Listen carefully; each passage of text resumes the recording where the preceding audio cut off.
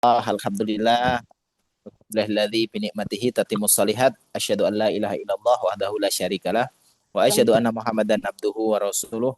Allahumma shalli wa sallim wa barik ala Muhammad wa ala alihi wa sahbihi ajmain amma ba'du. Qala Allah Ta'ala fil Qur'anil Karim, a'udzu billahi minasyaitonir rajim, wa atimul hajjata wal umrata lillah, wa atimul hajja wal umrata lillah. Itu barusan yang kami bacakan ayat yaitu tentang landasan dasar kita untuk menjalankan ibadah umroh. Allah berfirman di dalam surat Al-Baqarah ayat 196, disitulah perintah dari Allah untuk kita atau mengilmui yang namanya ibadah umroh ini dengan landasan ilmu. Jadi kata wa atimul hajja itu artinya sempurnakanlah hajimu, wal umroh dan umroh lillah untuk Allah. Jadi di antara menyempurnakan adalah memang membekali dengan ilmu. Dan semoga sore hari ini Allah berkahi kita, Allah rahmati kita majelis ini sehingga Bapak Ibu semua jamaah umroh dari AM Tour diberikan kelancaran perjalanan mulai dari ilmu hari ini sampai nanti Bapak Ibu menjalankan ibadahnya sampai kembali ke tanah air insya Allah. Allahumma amin. Dan kita berharap Bapak Ibu semua dengan ilmu ini, saya berharap Allah berikan Bapak Ibu pertolongan sampai bahkan dengan mengikuti majelis ini, kami berharap Allah terima kita di surganya tanpa masuk neraka. Justru karena umrah Bapak Ibu semua, semoga Allah ampuni semua kesalahan Bapak Ibu semua, kesalahan kita semua jamaah yang insya Allah nanti berangkat ke Baitullah dan ziarah di Masjid Nabawi untuk kemudian dari sanalah kita mendapatkan kenikmatan yaitu ibadah umroh insya Allah. Tadi dalilnya sudah kami sampaikan.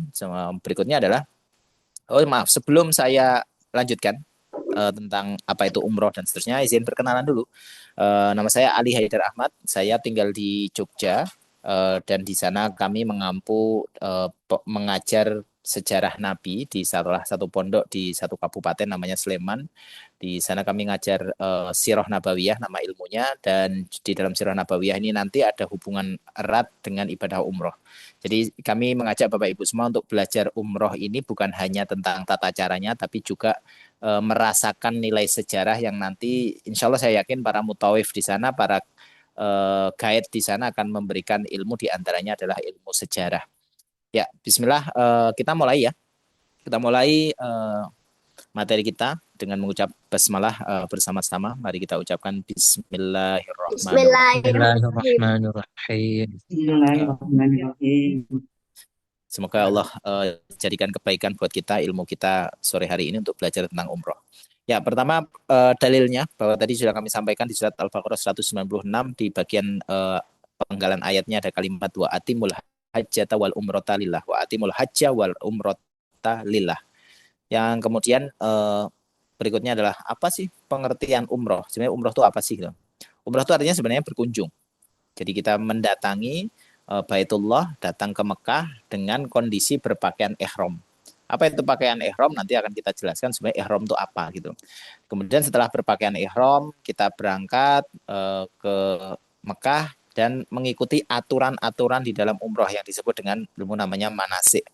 Manasik. Dan hampir mirip dengan haji, tapi nanti ada perbedaannya, yaitu diantaranya adalah wukuf. Kalau haji ada wukuf, sementara umroh nggak ada wukuf. Dengan begitu, berarti umroh juga haji. Nah, tapi disebut dengan haji kecil. Dan apa sih pahalanya kalau kita berangkat umroh? Umroh itu pahalanya ada yang kita coba bagi di sini ada 3. Yang pertama adalah menghapuskan dosa. Jadi umroh itu menghapuskan dosa bagi siapapun yang menjalankan umroh. Insya Allah Allah ampuni semua kesalahannya. Syaratnya, catatan paling penting adalah dia lakukan umroh itu untuk menyenangkan Allah, bukan untuk menyenangkan dirinya, apalagi nyenengin para manusia lain. Saya sering nyebut dengan istilah netizen ya. Jadi kita ini umroh untuk bikin senangnya Allah. Kalau kita lakukan itu yang disebut dengan ikhlas. Jadi ikhlas itu bukan tanpa balasan, justru ikhlas itu berharap balasan, tapi berharap balasannya hanya kepada Allah. Jadi orang yang berangkat umroh insya Allah diampuni dosanya dengan catatan dia lakukan itu untuk menyenangkan Allah. Yang kedua adalah barang siapa yang pernah umroh kemudian sekarang kok umroh lagi, maka dari umroh yang dulu dan umroh sekarang, dari durasi itulah akan dihapuskan dosanya. Itu diantara kenikmatan bagi mereka yang pernah umroh. Jadi yang pertama kali umroh, maka dihapuskan semua dosanya. Yang pernah umroh, dari jarak umroh ke umroh berikutnya itu penghapus dosa. Adapun yang ketiga adalah dapat pahala jihad. Siapa yang dapat pahala jihad? Nah, ini khusus untuk perempuan. Khusus untuk perempuan. Jadi perempuan itu juga ada tantangan yaitu berjihad. Jadi ini berawal dari Ibunda Aisyah radhiyallahu anha. Beliau bertanya, ya Rasulullah, apakah perempuan itu ada jihadnya? Jihad tentu sekali lagi yang dimaksud Ibunda Aisyah adalah perang. Jadi beliau tuh bertanya, istri Nabi ini tanya, ya Rasulullah, kalau perempuan itu sebenarnya wajib nggak sih untuk berperang? Kata Nabi, iya ada. Dan jihadnya perempuan itu tapi nggak ada perangnya, yaitu perjalanan haji dan umroh. Jadi bagi para ibu-ibu, para akhwat semua, mbak-mbak, itu dapat pahala dengan umroh itu justru pahalanya seperti berperang. Tapi ini khusus hanya untuk perempuan. Kalau laki-laki tadi pahalanya dihapuskan dosanya dan mendapatkan bahkan dihilangkan kemiskinan, kefakiran itu dihilangkan, alias kita ngeluarin biaya buat umroh itu bekalnya, tiket pesawatnya dan seterusnya itu bahkan mungkin yang ditinggal di rumah, kan itu juga kita harus menyiapkan itu untuk keluarga kita. Maka itu semua akan ditukar oleh Allah. Di antaranya adalah rasa sakinah, rasa tenang karena seseorang sudah berangkat umroh. Insya Allah Allah hapuskan kefakiran pada diri kita. Dan berikutnya ada pahala bagi mereka yang menjalankan sholat di Masjidil Haram dan pahalanya itu 100.000 kali lipat dibandingkan kita sholat di masjid rumah kita. Jadi sholat di Masjidil Haram itu pahalanya 100.000 kali lipat dibandingkan kita sholat di masjid kita. Ini keutamaan yang luar biasa. Dan di Masjid Nabawi itu sekitar 1.000 kali lipat. Nah, kalau ada dalil menyebutkan tentang angka, maka kita sebagai hamba Allah lakukan dengan cara jangan menghitung pahala versi kita. Jadi pahala itu jangan dihitung dengan versi kita. Itu haknya Allah. Yang jelas intinya orang yang sholat di Masjidil Haram dan orang yang sholat di Masjid Nabawi dia punya keutamaan tersendiri. Adapun angkanya mau dikali lipatkan terserah Allah. Bukan hak kita untuk menghitung dengan versi kita. Karena hitungan versi kita dengan versinya Allah beda. Beda. Yang jelas kalau kita lakukan dengan cara yang ditentukan oleh Allah, yaitu diantaranya tadi ikhlas, bahwa berharap hanya kepada Allah, maka pahala itu insya Allah didapatkan. Jadi tidak ada penghapus dosa, yang perempuan dapat pahala jihad, kemudian berlipat ganda pahala ketika sholat di Masjidil Haram ataupun Masjid Nabawi. Tapi kita juga perlu persiapan Bapak Ibu semua. Di antara persiapannya adalah kita harus punya niat yang kuat ya. Jadi Bapak Ibu jamaah semuanya, yuk belajar tentang niat. Apa itu niat? Niat itu keinginan. Di dalam hati kita itu sebenarnya umroh itu pengen apa gitu. Ada orang yang umroh itu pengennya foto. Ada yang umroh udah jauh-jauh umroh cuma pengen beli oleh-olehnya aja gitu. Jadi niat itu di dalam hati kita itu hanya cuma satu, boleh diisi satu, yaitu menyenangkan Allah. Dah itu tok. Kalau Bapak Ibu nanti di sana mau foto, mau kemudian beli oleh-oleh, bukan salah, itu boleh, nggak ada masalah. Jadi ibu bapak boleh beli oleh-oleh itu boleh, foto boleh. Yang nggak boleh adalah keinginan itu dimasukkan dalam niat. Jadi orang yang salah niat itu biasanya dia akan kecewa. Biasanya kalau orang salah niat, misalkan dia niatnya pengen dapat foto di depan Ka'bah misalkan, pas nyampe sana ternyata nggak dapat, di situ kecewa dia. Itu tanda bahwa seseorang salah niat. Makanya sekali lagi niat itu hanya untuk menyenangkan Allah. Maka upayakan kita melakukan itu untuk menyenangkan Allah. Boleh di-scroll lagi Mbak Febi di bawahnya. Ya, ini persiapan sebelum berangkat umroh. Tadi niat ya. Yang kedua memperkuat keimanan. Keimanan itu apa sih gitu? Kalau kita sering terjemahkan kata percaya. Sebenarnya iman lebih dari itu. Iman itu ada unsur kagum dan cinta. Jadi iman kepada Allah itu bentuknya adalah kita melakukan apa yang tujuannya untuk menyenangkan Allah dengan cara memperkuat iman. Kita cari apa sih yang berhubungan dengan umroh, apa yang berhubungan dengan haji, apa yang berhubungan dengan Ka'bah, dengan Masjid Nabawi. Itu kita pelajari. Dan itu akan membuat kita makin kagum. Nah, kekaguman itulah akan nambah keimanan. Jadi supaya nanti kekaguman kita kepada Allah dengan segala aturan Allah itu memperingan kita dalam melakukan perjalanan. Tapi kalau orang nggak belajar tentang keimanan, itu di sana akan banyak ngeluh. Namanya perjalanan dengan segala capeknya, dengan segala letihnya, itu akan banyak ngeluh. Nah, tapi kalau orang yang punya iman yang kuat, dia akan husnudzan kepada Allah, dia akan berpositif thinking kepada Allah dengan keimanan yang dia miliki tadi. Yang ketiga adalah mohon maaf kepada semua atas semua kesalahan. Ini yang dimaksud di sini adalah bertaubat. Jadi Bapak Ibu, yuk taubat sama Allah, bahwa kita minta ampun kepada Allah terhadap kesalahan kita semuanya. Walaupun ada yang kemudian berurusan dengan keluarga, dengan teman-teman yang itu perlu untuk disampaikan maaf, sampaikan. Yang berikutnya adalah latihan sabar. Yuk, sabar itu memang perlu dilatih. Sabar itu sesuatu yang akan membuat kita punya amunisi, punya senjata untuk kuat menjalani kehidupan ini, wabil khusus dalam safar di umroh ini. Jadi mulai sabar, berlatih husnudzan kepada Allah ya, positive thinking sama Allah, karena kita akan menjalani perjalanan yang bisa dikatakan tidak biasa kita jalani dalam kehidupan kita. Adapun berat atau ringannya tergantung tingkat kesabaran seseorang. Yang kelima, mulai rutin berolahraga, karena kita akan banyak jalan Bapak Ibu semua ya. Nggak cuma yang muda, nggak cuma yang sepuh, semuanya. Semuanya yuk latihan jalan. Kalau ibarat Bapak Ibu misalkan ke warung biasa jalan, biasa naik motor, sekarang mulai latihan jalan. Ke masjid, yang biasa ke masjid, mulai sekarang latihan jalan. Supaya kaki kita terbiasa, karena nanti umroh kita akan banyak jalan di sana. Ya, selanjutnya, ini sudah mulai masuk hukum fikih sekarang. Kali ini tadi persiapan sebelum berangkat umroh, ini sesuatu yang perlu difahami. Berikutnya ini sudah mulai syarat wajib umroh. Syaratnya adalah ada 5. Satu, Islam. Tentu kita semua muslim. Yang kedua, sudah dewasa, balik. Yang ketiga, akalnya sehat alias kondisinya tidak dalam kondisi, mohon maaf ya, agak gila atau kemudian bermasalah pada cara berpikirnya. Berakal ini maksudnya adalah dia bisa menggunakan akalnya untuk berpikir. Merdeka, yang dimaksud merdeka adalah bukan budak, karena memang dulu dalam sejarah kita tahu ada syariat tentang perbudakan. Yang kelima, mampu. Mampu di sini bukan hanya masalah uang, tapi juga pada sisi kesehatan dan juga yang terpenting ilmu. Dan kita sekarang sore ini lagi belajar tentang ilmu umroh. Semoga Bapak Ibu Allah mudahkan untuk memahami kaidah-kaidahnya. Ya, berikutnya, apa sih yang disunahkan sebelum umroh? Ya, ini mohon nanti saya akan pengen banyak, kalau bisa 4:30 kita udah mulai sesi tanya jawab, karena saya pengen banyak sesi tanya jawabnya. Ini udah mulai hal-hal yang perlu difahami Bapak Ibu semua. Yang pertama adalah disunahkan sebelum umroh. Jadi sebelum umroh itu disunahnya apa? Satu, motong kuku, motong rambut, mandi, keramas, pakai parfum, khususnya buat laki-laki ya. Adapun berikutnya adalah sholat sunnah ihram 2 rakaat. Ini insya Allah nanti kita akan bahas detailnya seperti apa. Ya, lanjut. Berikutnya adalah wajib umroh. Itu tadi sunnahnya, sekarang wajibnya. Ya. Oh ini maaf, tata cara sholat ihram. Ini nanti kami jelaskan di bab niat. Kita lanjut aja dulu. Insya Allah nanti kita akan bahas. Ya, sekarang wajib umroh. Jadi orang yang sudah berniat untuk umroh dan dia memulai umroh itu di satu tempat namanya mikot. Jadi kalau umpamanya Bapak Ibu nanti dapat jadwal yang misalkan dari Madinah dulu, dari Madinah misalkan, maka nanti ada mikot namanya Bir Ali, tempatnya namanya Bir Ali. Nah, di mikot itulah dimulainya umroh.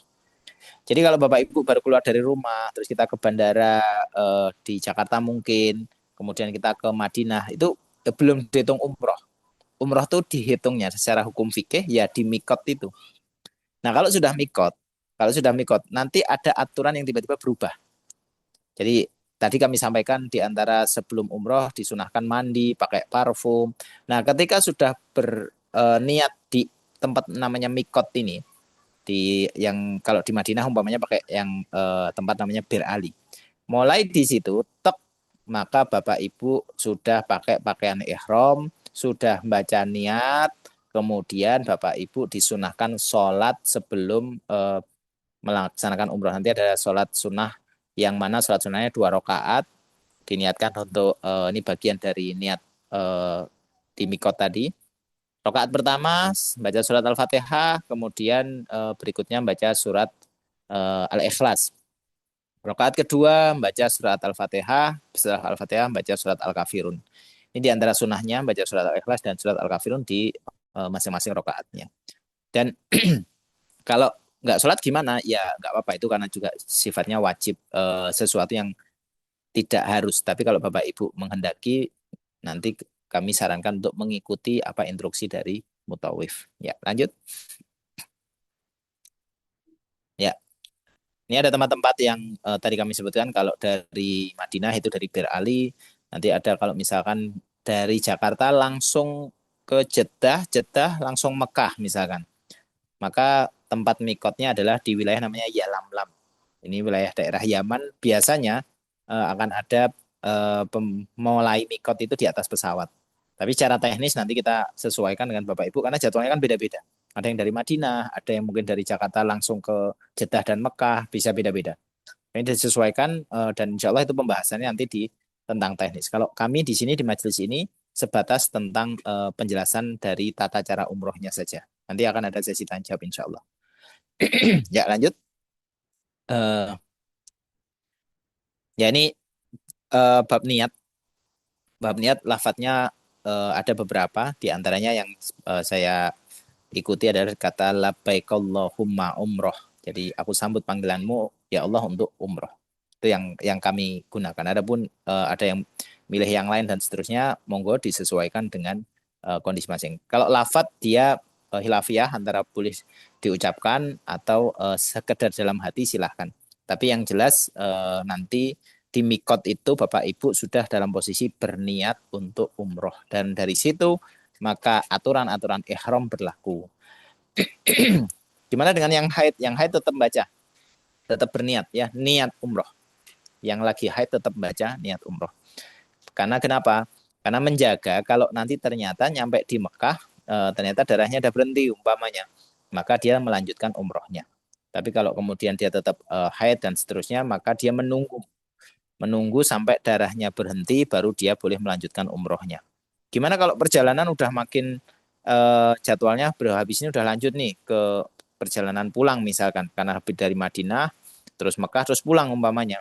Kalau sudah sampai pada hari terakhir bahkan tidak bisa umroh, maka pilihannya adalah dia tahalul di mana dia berumroh. Atau kalau ini hilafiyah di antara pendapat para ulama, ada yang menyatakan tidak boleh dibatalkan. Tapi ada yang menyatakan boleh dibatalkan.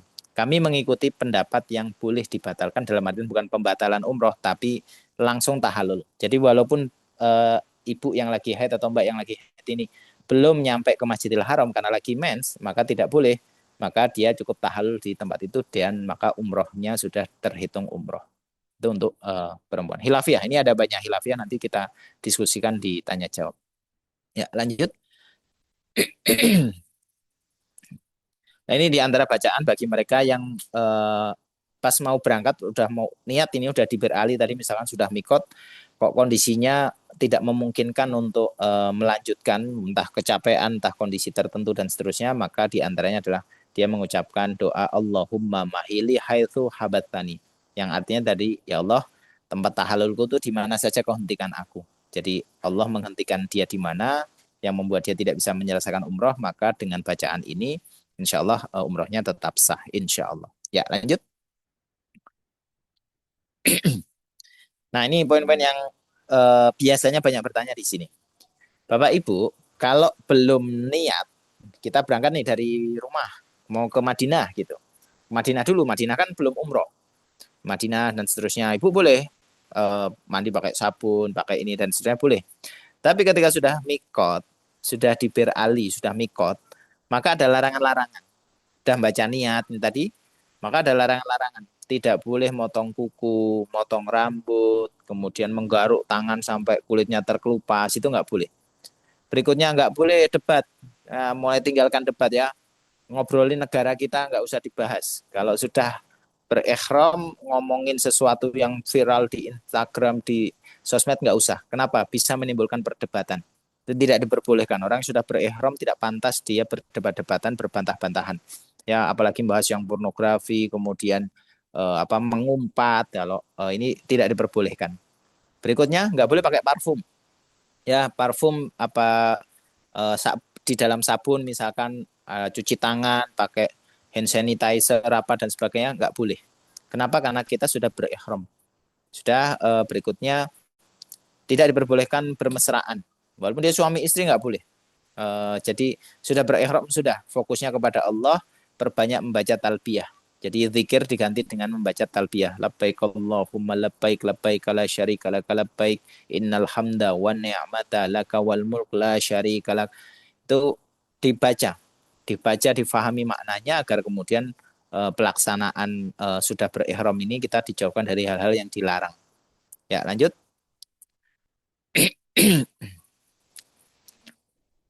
Ya, tidak boleh merusak pohon-pohon, nggak boleh. Ibu-ibu perempuan nggak boleh nambah make up. Jadi kalau sudah berihram sudah. Saat kalau nambahin lipstik ini, lipstik saya rusak nih, udah nggak boleh. Kalau sudah berihram sudah fokus kita kepada Allah, perbanyak talbiyah. Bedak dikit boleh nggak? Bedak dikit nggak boleh. Sudah nggak boleh. Ya, jadi perempuan tidak diperbolehkan menggunakan make up, kemudian sesuatu yang wangi, body lotion itu juga tidak diperbolehkan karena ada unsur wangi, sabun dan seterusnya. Dan perempuan juga nggak boleh pakai masker. Kalau udah pakai niqab harus dibuka, harus. Jadi ini bagian dari ketentuan-ketentuan ketika seseorang sudah berihram. Laki-laki nggak boleh pakai peci, pakai topi, menutup kepala. Kadang misal lagi perjalanan nih dari bis, menutup wajah dengan kain ihramnya, tidak diperbolehkan. Jadi sudah ikuti aturan yang Allah kehendaki agar kita perbanyak mendekat kepada Allah dengan talbiyahnya. Ya, lanjut. Ya, ini tadi Bapak Ibu sudah kita bahas sedikit tentang niat ya. Ini sekarang kita bahas masalah rukun dan niat itu masuk dalam rukun. Setelah rukun, maka berikutnya Bapak Ibu akan menuju ke Mekah, masuk Masjidil Haram, langsung tawaf. Tawaf 7 kali putaran sudah dilakukan, maka berikutnya Bapak Ibu sa'i. Habis sa'i, sa'i itu apa? Sa'i nanti lari-lari kecil atau berjalan dari Bukit Sofa ke Marwah, itu sa'i. Kalau tawaf mengelilingi Ka'bah, sa'i itu lari dari Bukit Sofa ke Marwah. Habis itu Bapak Ibu sudah selesai sa'inya, tahalul potong rambutnya. Maka kemudian kalau itu diikuti sesuai aturan, maka secara hukum fikih sah, yaitu umrohnya sudah dijalankan sesuai dengan aturan. Tapi kalau ada salah satu yang nggak terjalankan, misalkan habis tawaf langsung tahalul lah, sa'inya nggak dijalankan, maka umrohnya tidak sah. Secara hukum fikih tidak sah. Kecuali udzur syar'i ya, tadi yang kita sudah bahas tentang kondisi-kondisi yang memang tidak memungkinkan. Ya, kita lanjutkan. Saya pengen banyak diskusi nanti, banyak tanya jawab karena materi ini memang Bapak Ibu harus terus belajar. Jadi nanti insya Allah saya yakin ini akan membuat Bapak Ibu akan jadi makin mencintai ibadah umroh kalau Bapak Ibu terus mempelajari ini. Ya, ini kalimat talbiyah yang tadi kami sampaikan, pahami isinya, pahami maknanya. Kita datang untuk menyambut panggilan Allah. Semoga Allah ridho dengan umroh kita. Kalimat labbaik Allahumma labbaik labbaik la syarika laka labbaik innal hamda wan ni'mata laka wal mulk la syarika lak. Ini dibaca dari Bapak Ibu mikot sampai melihat Ka'bah. Nanti lihat Ka'bah sudah langsung berhenti dengan bacaan-bacaan yang lain. Ya, lanjut. Ya, kita perjelas sedikit rukun-rukun tadi. Niat sudah kita bahas. Sekarang kita masuk ke tawaf. Apa itu tawaf? Tawaf itu mengelilingi Ka'bah dengan posisi Ka'bah itu selalu di sebelah kiri kita. Mengelilingnya 7 putaran dimulai dari Hajar Aswad. Jadi kalau Bapak Ibu lihat pintu Ka'bah tuh, maka sebelah kiri, pojokan sebelah kiri pintu itu ada Hajar Aswad. Disitulah start dimulainya tawaf, mengelilingi Ka'bah dari Hajar Aswad, mubeng, muter sampai ke Hajar Aswad lagi, maka itu 1 putaran. Nah, terus kayak gitu sampai 7 kali. Jadi posisinya itu gini, Hajar Aswad menjadi titik awal, kemudian Bapak Ibu mengelilingi Ka'bah, maka habis Hajar Aswad itu pintu Ka'bah. Habis pintu Ka'bah, Bapak Ibu akan melewati Hijr Ismail yang setengah lingkaran itu.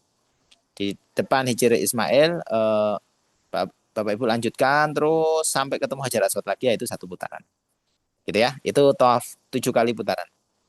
Dan aturan tawaf adalah lanjut Mbak Febi, menutup aurat. Jadi harus ini mirip kayak aturan sholat. Jadi harus nutup aurat, bahkan harus dalam keadaan wudhu.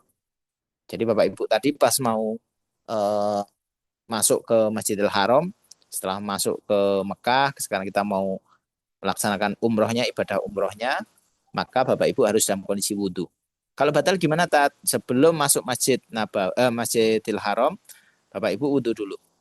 Wudhu dulu, kemudian baru kita lanjut perjalanan untuk menjalankan ibadah umroh.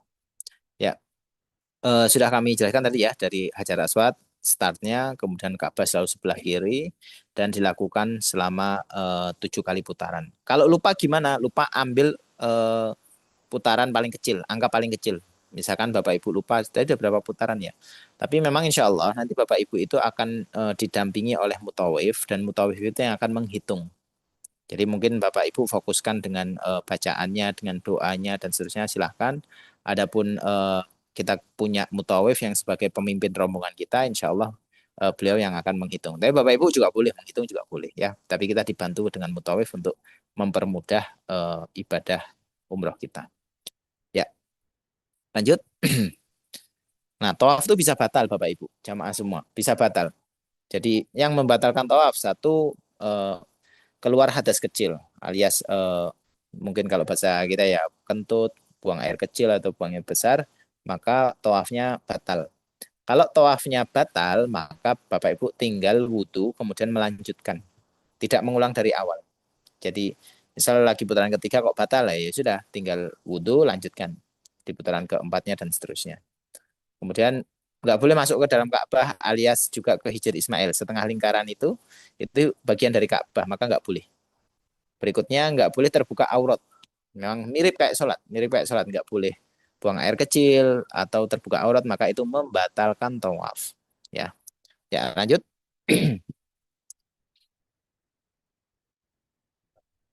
Ya tadi wudhu sudah kami jelaskan. Kemudian nih masuk ke dalam masjid ada adabnya itu berdoa. Doa di sini intinya adalah minta rahmat.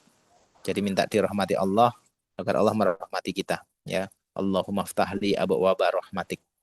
Ya, kemudian kalau yang belum sholat maka dianjurkan sholat dulu, yang sholat fardu ya, bukan sholat sunnahnya, sholat dulu.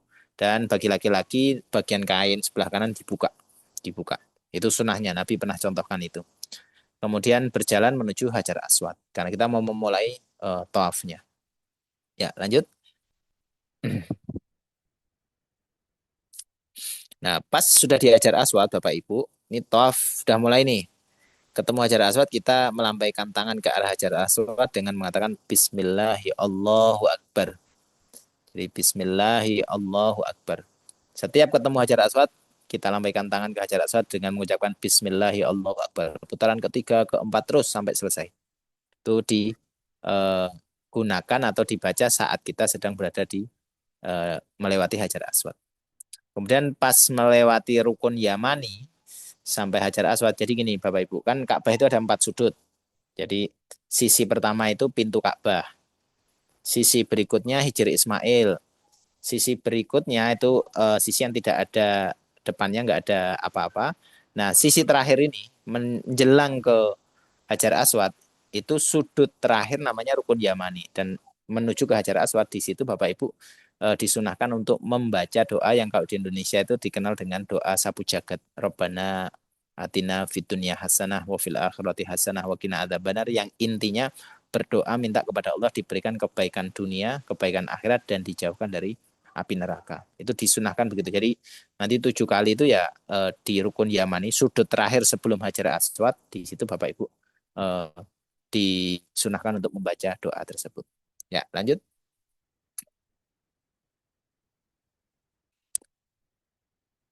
Ya, nanti setelah tawaf kemudian Bapak Ibu diminta untuk ke Makom Ibrahim. Makom ya itu.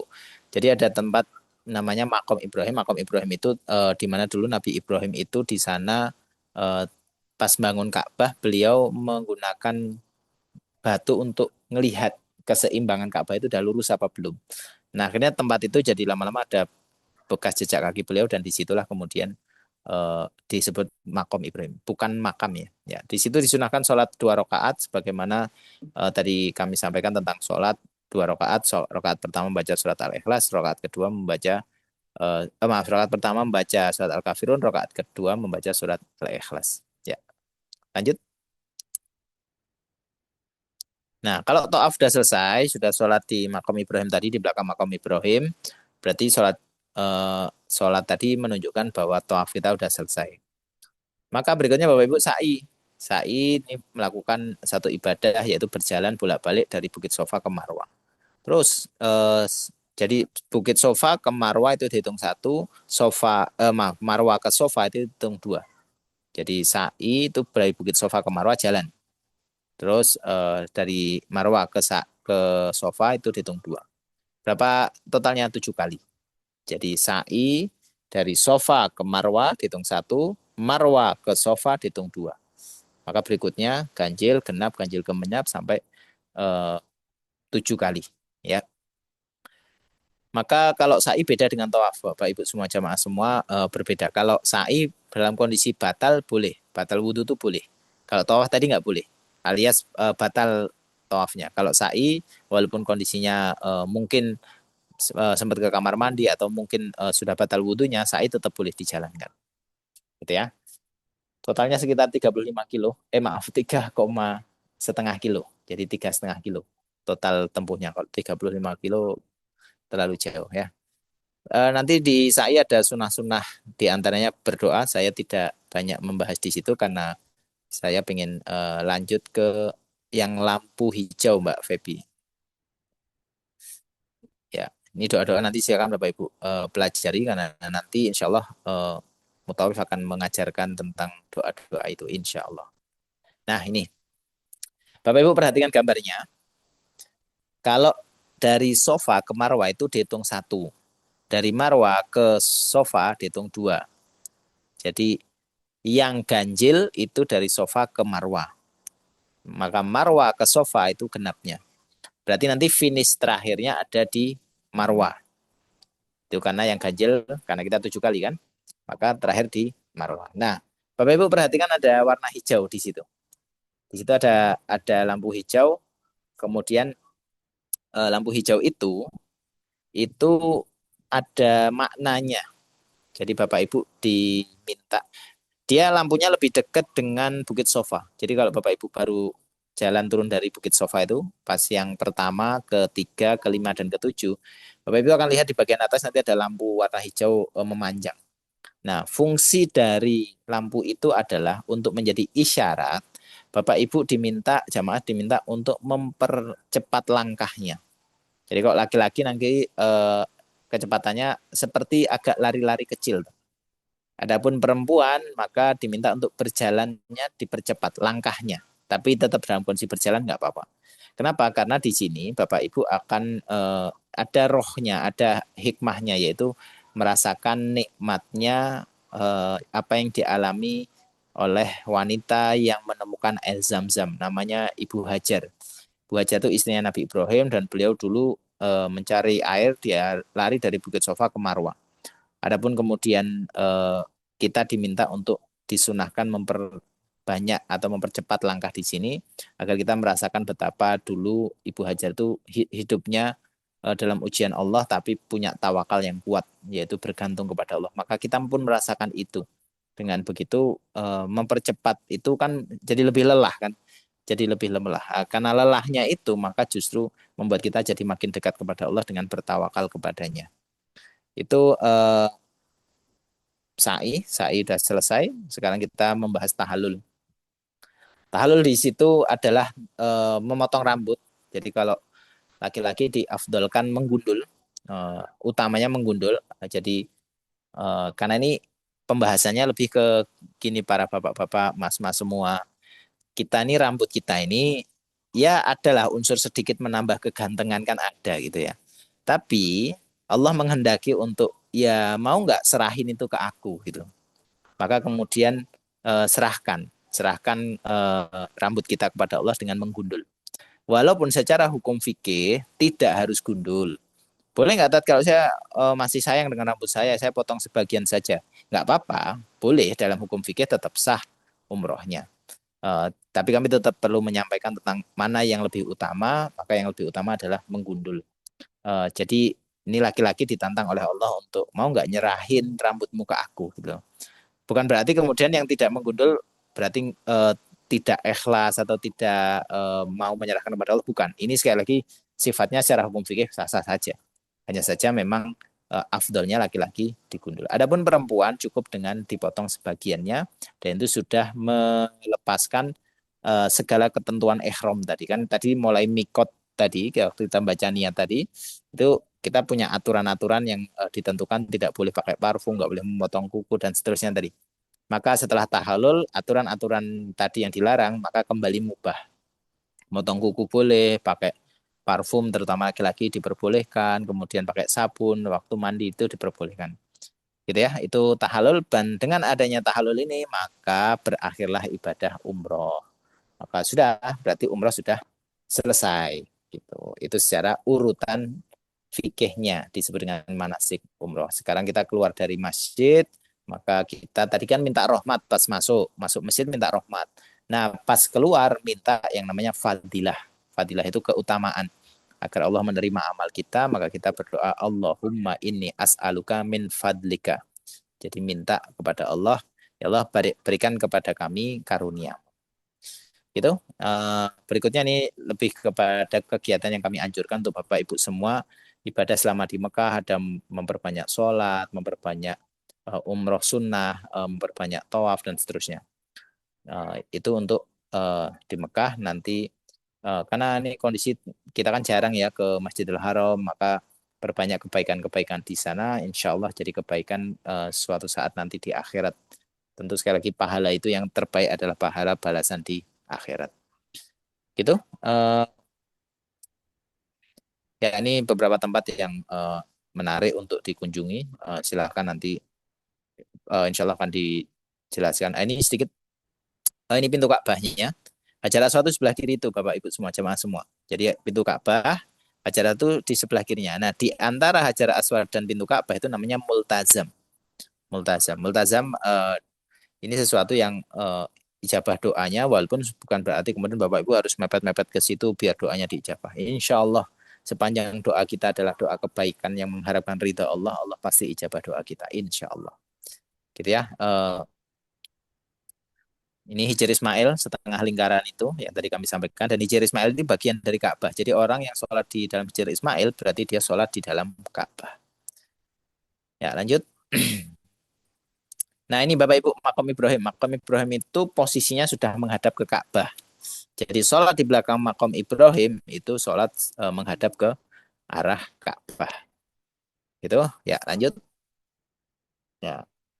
Kalau Raudhah ini di Masjid Nabawi ya, Bapak Ibu. Raudhah ini tempat sekolahnya Rasul dan para sahabat. Mungkin itu. Eh, oh, ada lagi ya. Ya, Bukit Sofa, Bukit Marwat dianjurkan kita berdoa, dan doanya insya Allah nanti ada diajarkan oleh mutawif kita, walaupun sekali lagi Bapak Ibu boleh berdoa dengan doa Bapak Ibu sendiri.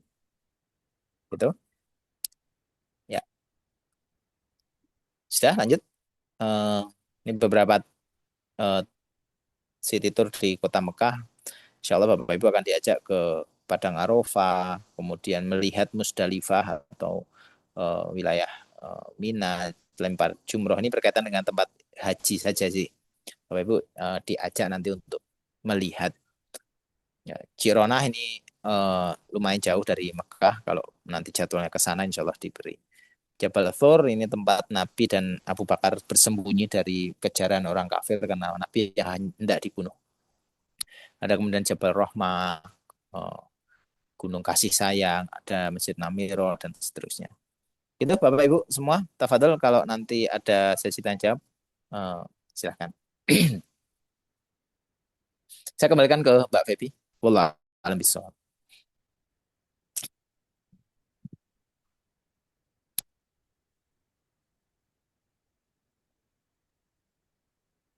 Ya, baik Ustadz, terima kasih. Mungkin ini ya, sekilas City Tour Madinah, nanti ada Kebun Kurma, Masjid Kuba, Masjid Gomamah, Masjid Kiblatain, Jabal Uhud, dan nantinya akan dijelaskan oleh mutawif yang bertugas atau Ustadz yang akan mendampingi di sana ya, Bapak Ibu.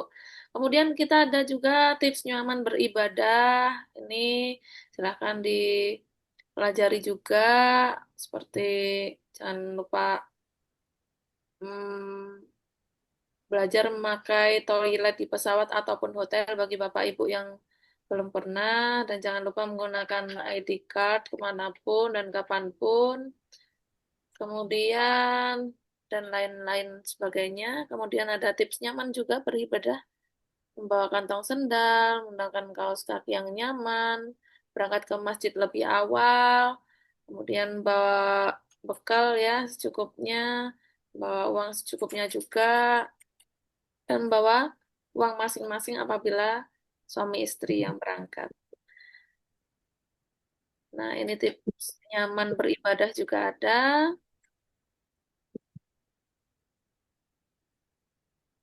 Nah, jangan salah prioritas, pelajari sholat-sholat sunnah dan sholat jenazah, pelajari tata cara wudhu atau tayamum juga, kosongkan memori HP terlebih dahulu.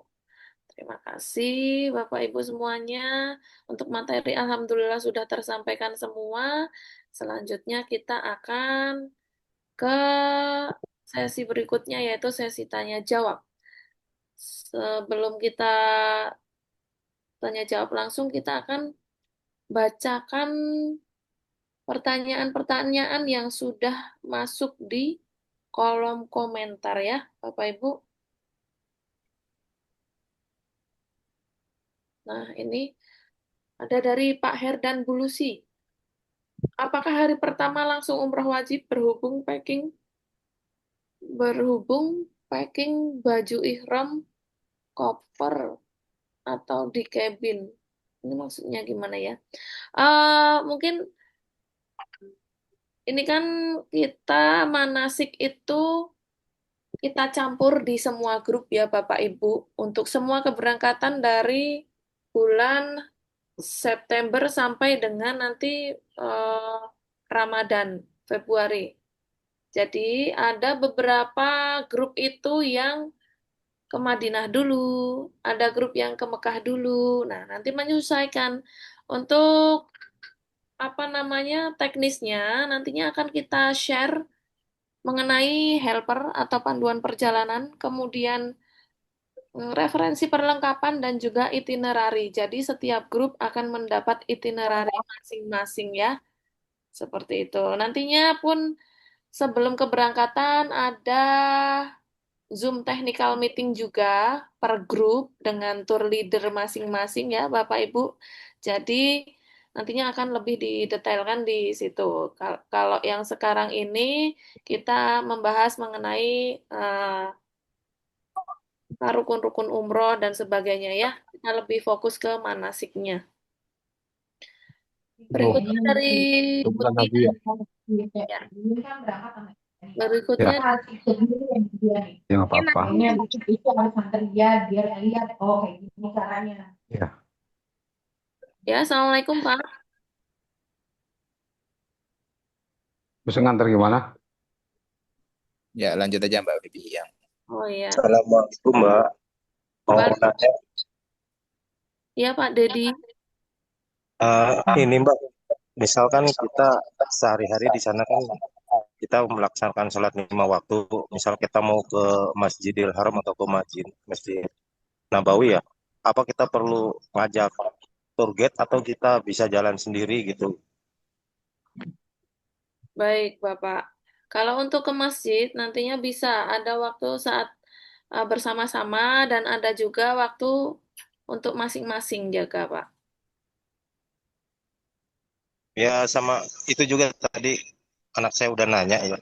Ini adik yang paling kecil kan nggak makan nasi. Nah, nanti di sana gimana gitu ya? Apa bisa mesen makanan seperti roti atau kentang goreng gitu? Kalau untuk yang disediakan di hotel itu pasti ada nasinya Pak. Nasi, sayur, dan lauk. Seperti itu. Standar yang jadi kalau pesan-pesan sendiri kalau di hotel nggak bisa ya Pak ya karena sudah tersedia cateringnya sudah paketan sama bookingan kamar gitu Pak. Kalau misal memang tidak suka nasi mungkin bisa jajan sendiri seperti itu. Kalau dari atau kami di kalau dari kami atau ada menyediakannya ini Mbak Bibi. Biasanya Pak, biasanya tapi memang ini kan kalau dari AM Tour kan semua pesanannya jadi sesuai dengan rombongan Pak ya dan kan pesannya juga pesanan menu buat orang Indonesia yang mana orang Indonesia nggak suka makan nasi. Ketika Bapak nanti pengennya makanan yang lain, maka saran saya ambil lauknya aja, kemudian sayurnya, tapi tidak perlu pakai nasinya. Hal kayak gitu aja Pak. biasanya juga nggak mesti sih Pak di situ kalau eh, menunya lauknya nggak cocok umpamanya ya memang itu di luar dari travel untuk kemudian bisa ini ya. Jadi nggak hanya jadi mandiri. Itu Bapak semoga menjawab gitu. Mungkin pertanyaan yang kita prioritaskan yang kita ini dulu ya Pak ya, nggak fikihnya ya, supaya beberapa mungkin ada pertanyaan tentang fikih yang perlu kita jawab dulu gitu. Ya, baik. Melanjutkan pertanyaan yang ada di kolom komentar ya, Ustadz ya. Ya siap. Bagaimana pendapat Ustadz mengenai perempuan yang umroh sendiri tanpa mahram? Apakah betul hanya boleh untuk umroh pertama, selanjutnya wajib dengan mahram? Oh, kalau dia berangkat sendiri dalam ini saya mengikuti salah satu pendapat dari kitab Empat Madhab membahas tentang fikih wanita. Di situ penulis saya lupa namanya, cuma saya ada kitabnya yang intinya begini bahwa perempuan dalam kondisi teramankan, jadi ada biro yang mendampingi, maka dia diperbolehkan dengan safar. Kalau perihalnya fikihnya tentang umroh sendiri, apakah di umroh pertama saja atau selanjutnya dan seterusnya, lebih ke posisi safarnya sudah dalam kondisi aman dinaungi oleh travel, maka diperbolehkan untuk dia umroh mau sekali atau kemudian umroh selanjutnya dan dalam kondisi tutup sendiri tidak ada masalah gitu. Bagaimana ketika dia berangkatnya dengan suami dengan mahram nih, ya maka itu sudah posisinya sudah aman. Kalau dia terus mau ke masjid sendirian, sepanjang suami memperbolehkan, maka tidak ada masalah gitu. Itu apa? Jadi apakah betul hanya boleh umroh pertama saja? Oh, setahu saya tidak ada ketentuan itu gitu. Ini yang saya pahami dengan kitab yang jadi rujukan saya ya. Saya ada kitab cuma saya lupa judulnya itu Fikih Empat Madhab dan di sana pembahasannya tentang fikih wanita. Apakah boleh wanita itu safar sendirian sepanjang dia dinaungi oleh lembaga atau yayasan atau organisasi, maka insya Allah itu diperbolehkan. Itu semoga menjawab. Umrohnya mau ngikuti program dari biro tidak ada masalah gitu. Baik, selanjutnya dari Saya boleh Ustadz. mohon Ya izin. silakan. Oh ya silakan. Boleh ini Oh langsung. ya, Pak Tutang, silakan. Assalamualaikum warahmatullahi wabarakatuh. Terima kasih kesempatan yang diberikan. Sama. Saya mohon izin saya menyarankan saja Mm-mm. untuk yang rencana panduan doa-doa yang nanti akan dibagikan. Mungkin Mm-mm. boleh menyarankan mungkin sebelumnya atau kita kan berangkat Januari, mungkin 3 bulan sebelumnya atau itu dikasihkan buku sehingga kita mengetahui atau menghafal urut-urutan bacaan mulai dari berangkat dari rumah, naik kendaraan, sholat safar, naik kendaraan sampai nanti di sana urut-urutan bacaan doa, tindakan-tindakan sampai rukun sampai kembali apa pulangnya mungkin tawaf pertama sampai ke 7, kemudian eh, sofa ke Marwah itu 1 kali 2 kali perputaran sampai 7 kali itu masing-masing kan ada doanya. Kemudian mungkin mohon izin menyarankan mungkin dibagi lebih awal Ya, gitu. Terima kasih.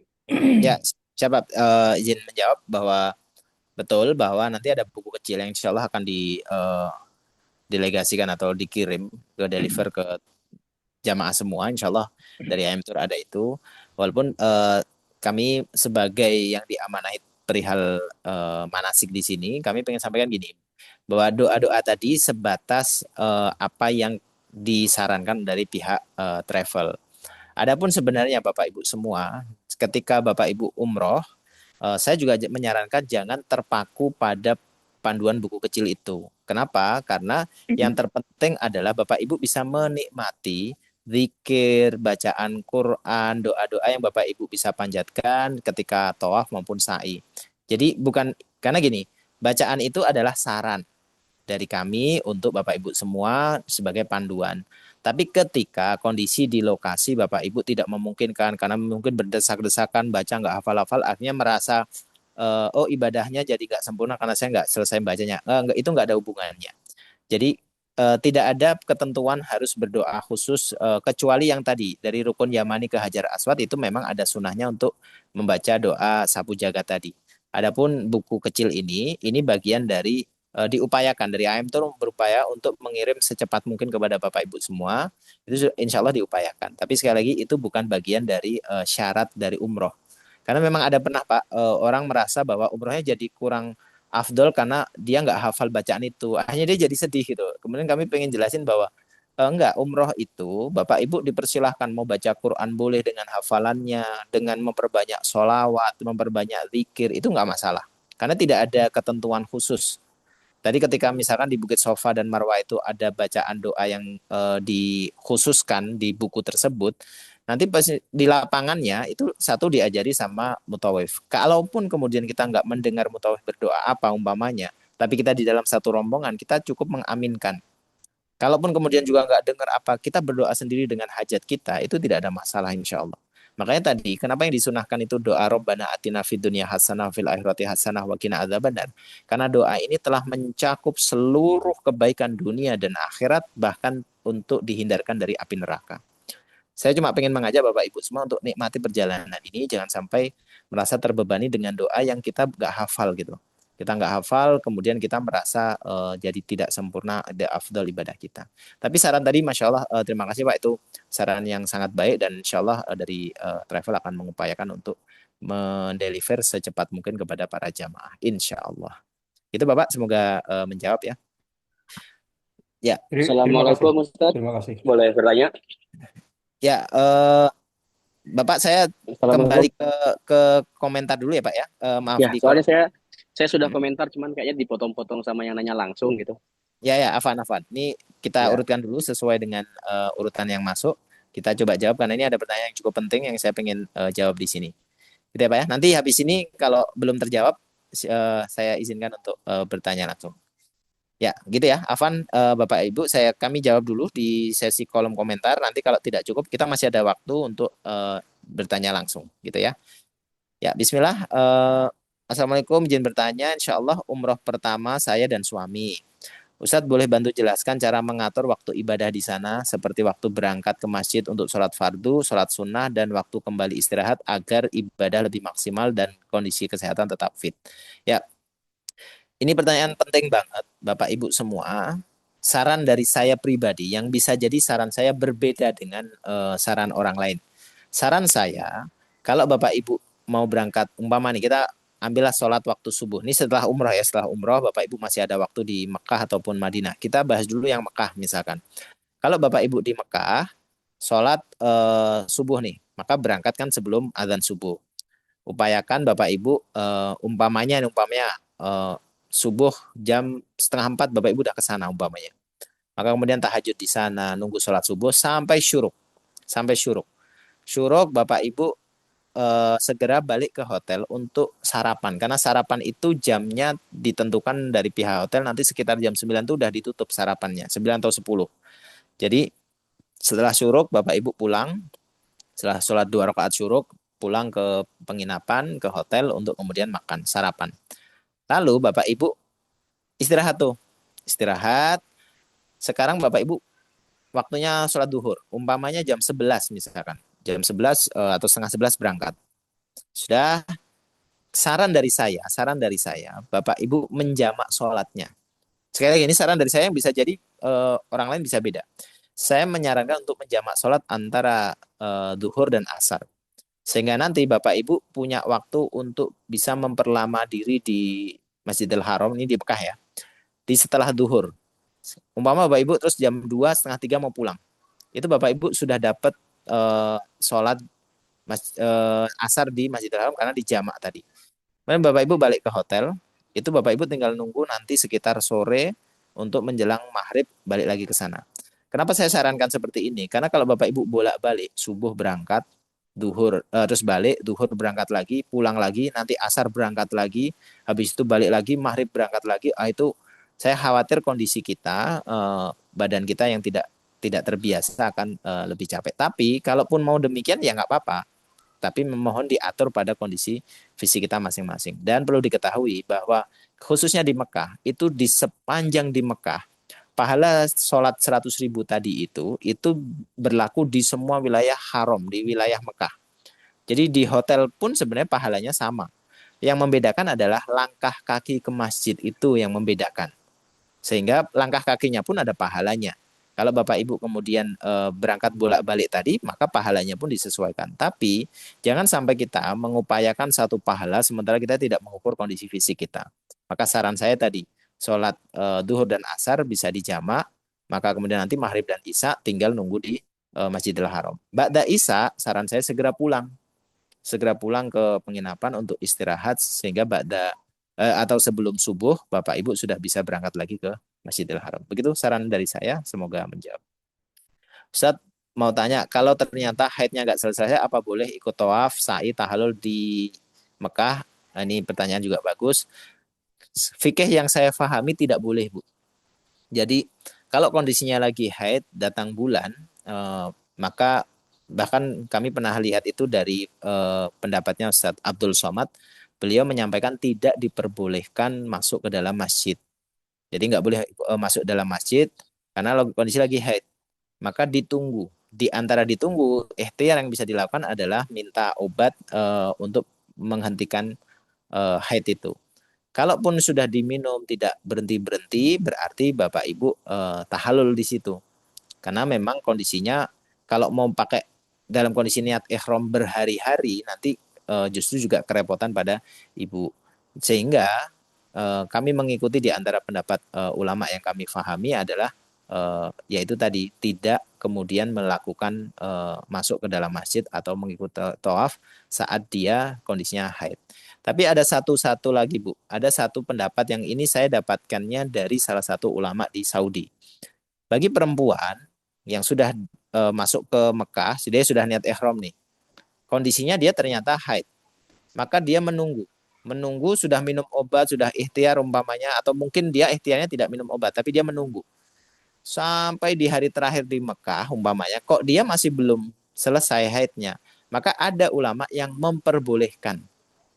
Ini ada ulama yang memperbolehkan untuk kemudian dia tawaf dalam keadaan haid.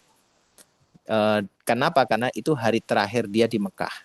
Tapi itu hanya boleh dilakukan bagi mereka yang haidnya nggak habis-habis, kemudian dan itu sudah hari terakhir di Mekah.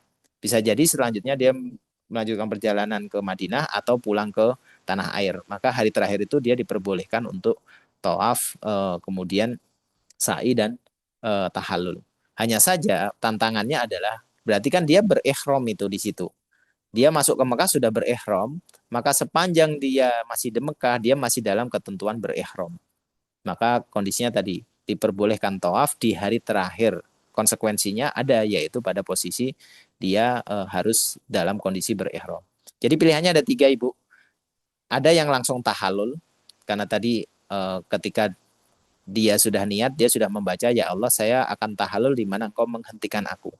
Ketika ternyata sampai ke Mekah belum selesai haidnya, maka dia memilih tahallul untuk melepaskan ihramnya. Itu pilihan satu. Pilihan kedua, ditunggu sampai hari terakhir tapi ternyata tidak haid, maka dia tetap tidak diperbolehkan. Yang ketiga, ditunggu sampai hari terakhir dan ternyata dia masih belum berhenti haidnya, maka dia kemudian diperbolehkan untuk umroh terakhir di hari terakhir itu. Adapun jawaban saya ini tentu sekali lagi akan menimbulkan ibaratnya respon yang berbeda dari asyatid yang lain. Mungkin bisa jadi dari mutawif. Maka saran saya di hari H, di lokasi, silakan berkonsultasi dengan mutawif agar kemudian diarahkan oleh mutawif menuju fikih yang difahami beliau. Jangan memaksa pendapat saya, karena pendapat saya ini hanya sebatas opsi-opsi yang bisa dipilih oleh Bapak Ibu semua, oleh ibu-ibu yang kemudian saran saya berkonsultasilah dengan mutawif. Itu semoga menjawab. Berikutnya izin bertanya, apa boleh pakai softland? Boleh, tidak ada masalah. Softland, kacamata, tidak ada masalah. Untuk sholat sunnah ihram dilakukan di mana? Di tempat mikot. Jadi sholat ihram itu dilakukan di mikot. Nanti Bapak Ibu sebelum naik ke bus, jadi setelah di tempat mikot, sholat, kemudian naik bus. Nah, di dalam bus itu akan dipandu untuk membaca niat secara bersama-sama, dan itulah momentum di mana ihram itu diberlakukan. Pada saat sholat 2 rakaat di makom Ibrahim, kita menghadap ke Ka'bah atau ke makom Ibrahim. Karena kita sholatnya di belakang makom Ibrahim, maka sholatnya tetap menghadap ke Ka'bah, bukan di antara Ka'bah dan makom Ibrahim. Jadi tetap sholat harus menghadap ke arah kiblat yaitu Ka'bah.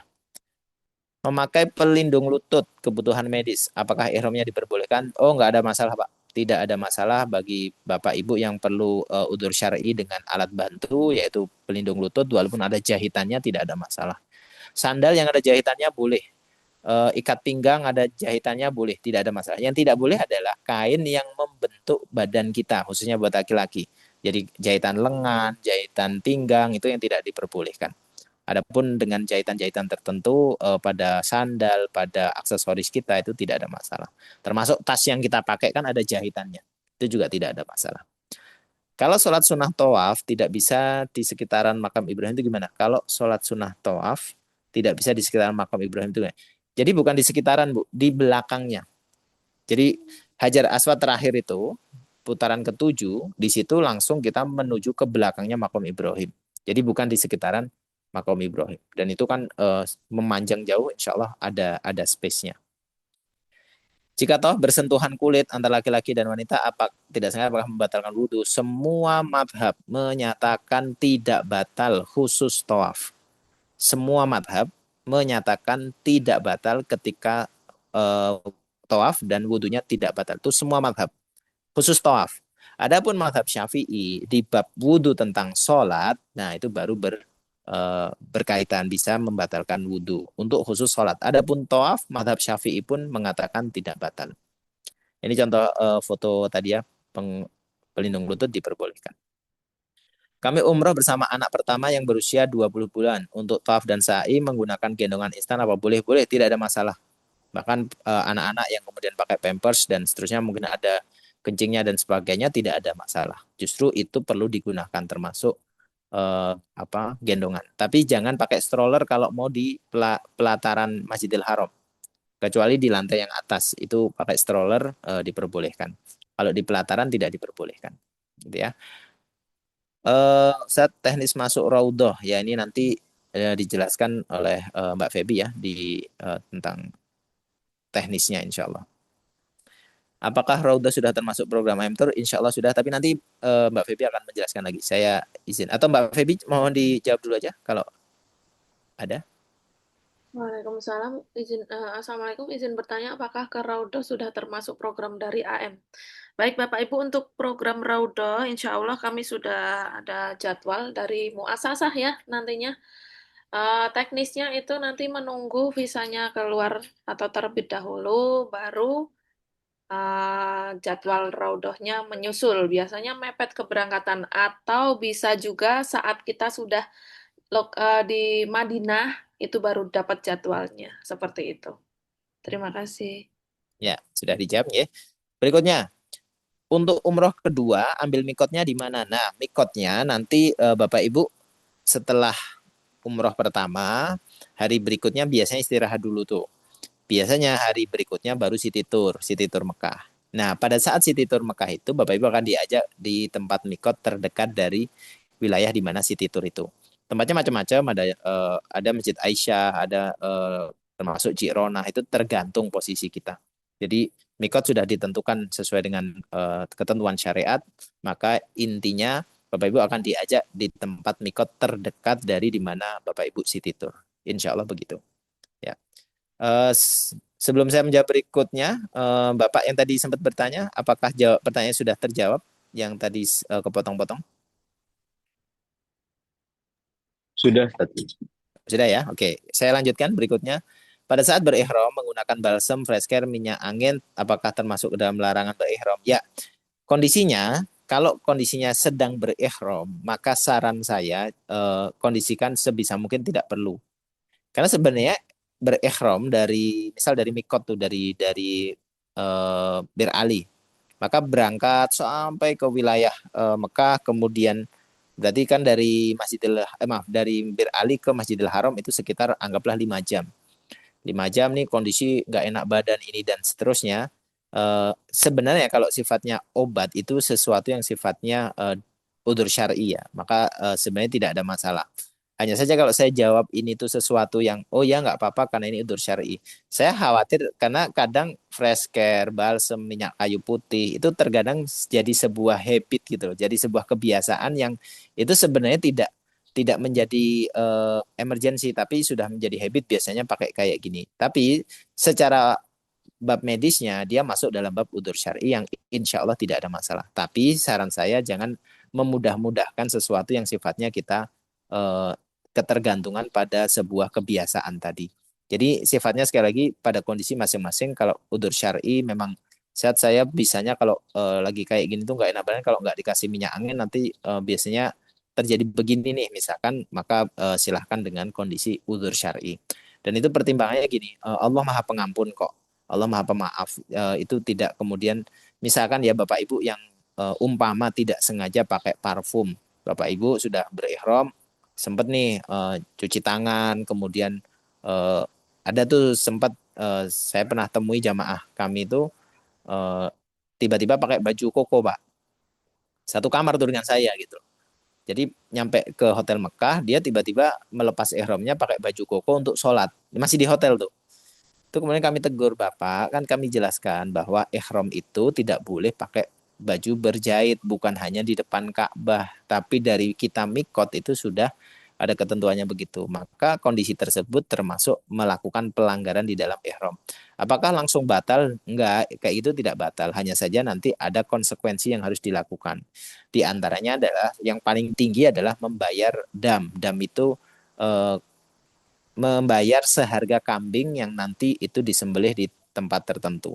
Tapi itu yang paling tinggi. Ada yang lebih rendah lagi. Itu ada di antaranya adalah membayar kafarot atau membayar makan satu porsi makan, dua porsi makan sampai 10.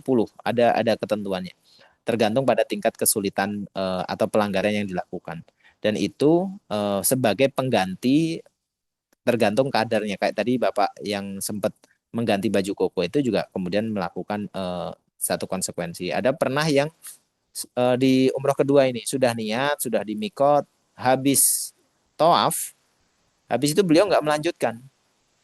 Beliau ini langsung pulang ke hotel. Jadi waktu kami sa'i, saya tunggu loh, kok Bapak ini nggak ada. Ternyata kemudian beliaunya sudah pulang duluan. Maka saya temui di hotel, saya tanya, Bapak kenapa pulang duluan? Dan ternyata kondisi fisiknya sudah tidak memungkinkan, sehingga beliau memilih untuk pulang. Nah, kami, karena tadi tanya, Bapak sudah sempat baca niat kemungkinan berhenti di tengah jalan nggak? Ya beliau nggak. Beliau karena beliau tadinya yakin gitu loh. Ya sudah, kemudian kami menyarankan untuk membayar kafarot. Nah, di antara kafarotnya bukan dam, bukan langsung harus nyembelih kambing, tapi memberi makan sejumlah porsi yang disanggupi oleh eh, jamaah tersebut. Jadi sebenarnya tidak harus selalu dengan bayar dam. Karena gini, saya pengen menghantarkan satu pembahasan bahwa Allah tuh Maha Pengampun dengan segala keterbatasan ilmu kita, dengan sesuai dengan kemampuan kita, tapi silahkan dikonsultasikan dengan mutawif, kemudian supaya kita tidak menggampangkan syariat atau juga tidak merasa syariat ini berat banget buat kita. Gitu ya. Eh, Berikutnya, apakah nanti ada transmitter saat umroh? Wallah alam, gimana Mbak Feby kondisi di sana? Karena beberapa kali sempat dilarang, kemudian sempat saya lihat kembali dipakai lagi. Nah, kondisi di sana gimana Mbak Feby untuk update-nya sekarang? Baik, Alhamdulillah untuk transmitter sudah bisa dipakai kembali ya, Bapak Ya, Ibu. alhamdulillah. Ya, ya. Insya Allah kita sediakan untuk transmitter atau alat bantu dengar supaya nanti untuk bimbingan umrohnya lebih eh, jelas gitu ya. Untuk yang misal dapat barisan di belakang tetap bisa mendengar suara Ustadz yang ada di depan. Seperti itu. Ya, alhamdulillah. Ya gitu ya, Ibu, Bapak terjawab tentang transmitter. Berikutnya bertanya tentang Raudhah tadi sudah dijawab sama Mbak Feby. Jadwalnya ada yang sudah jadi jadwal itu biasanya baru keluar di menjelang kita menjelang masuk Madinah gitu ya.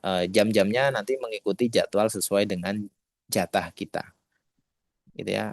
Eh, Hotelnya di mana nanti dijawab via teknis ya Bu ya, karena setiap rombongan hotelnya bisa berbeda-beda. Ya, mohon maaf Ustadz Hmm. menambahkan.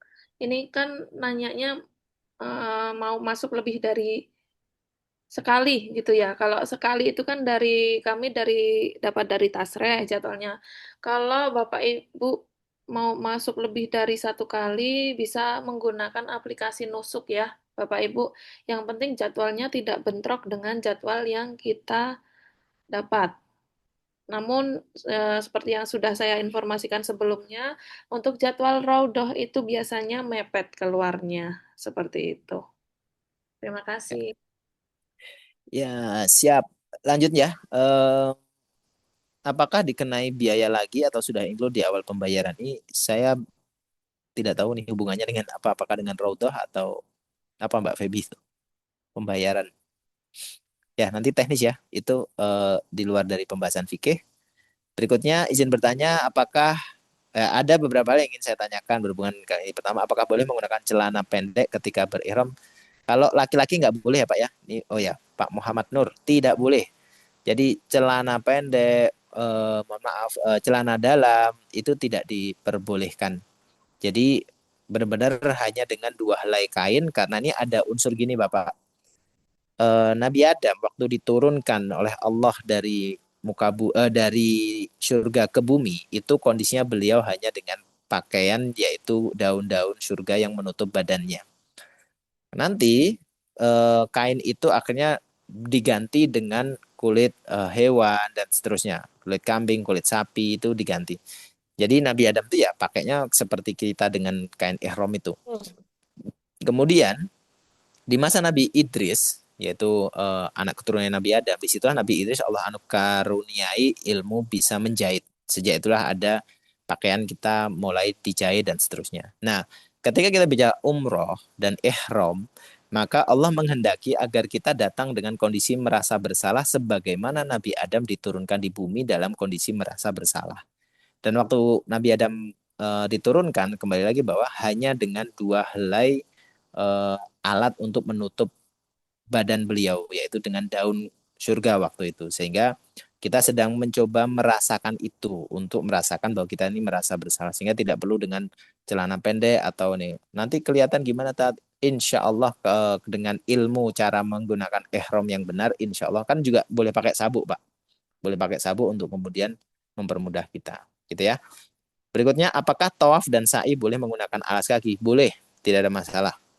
Tawaf boleh, sa'i pun boleh. Hanya saja karena kita mau masuk masjid, di antara dalam kisah Nabi Musa, Allah memerintahkan Nabi Musa melepas sepatunya, melepas alas kakinya ketika hendak menerima wahyu.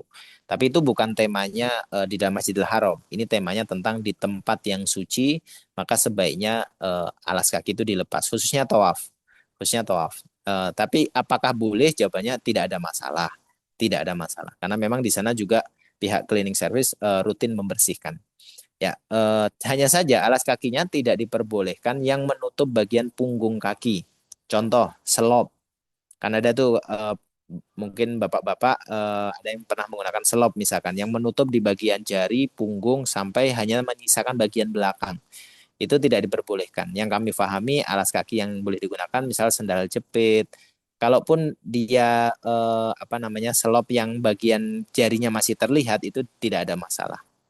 Gitu ya. Jadi boleh pakai alas kaki hanya saja ada ketentuan-ketentuannya. Untuk umroh sunnah, apakah harus mengambil mikot lagi? Ya, kalau umrohnya sunnah yang dimasukkan dalam program umroh kedua, maka tetap harus mikot. Dan mikotnya ada di sekitaran di mana Bapak Ibu nanti diajak untuk city tour. Gitu ya.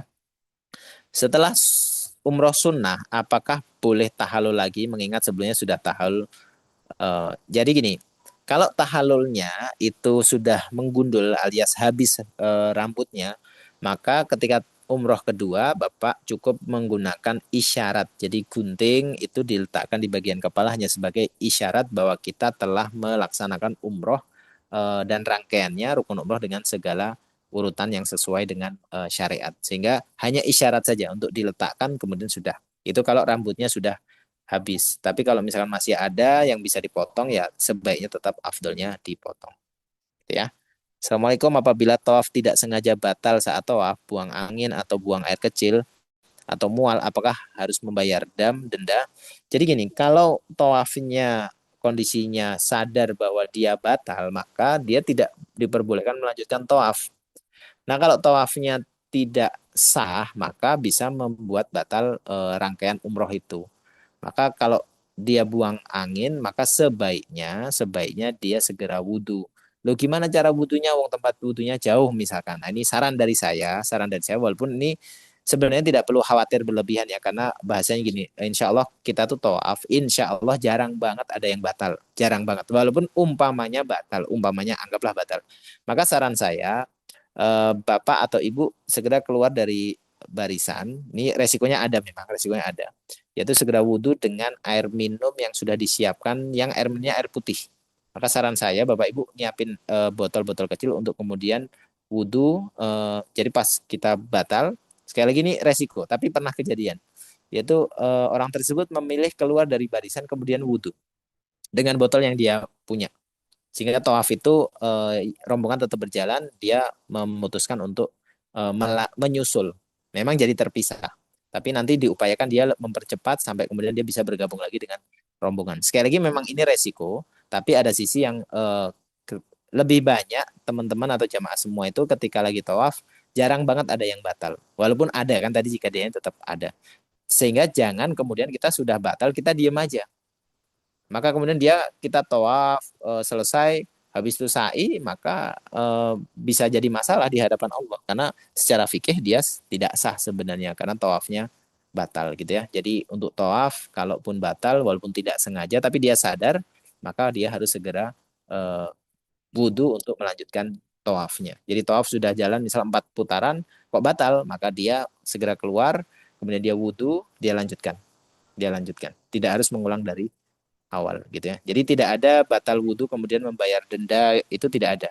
Karena babnya di sini bukan tentang melanggar kain ihram, berihram, ini babnya melanggar rukun tawaf itu sendiri dan itu bisa jadi. Karena tawaf itu seperti sholat, Pak.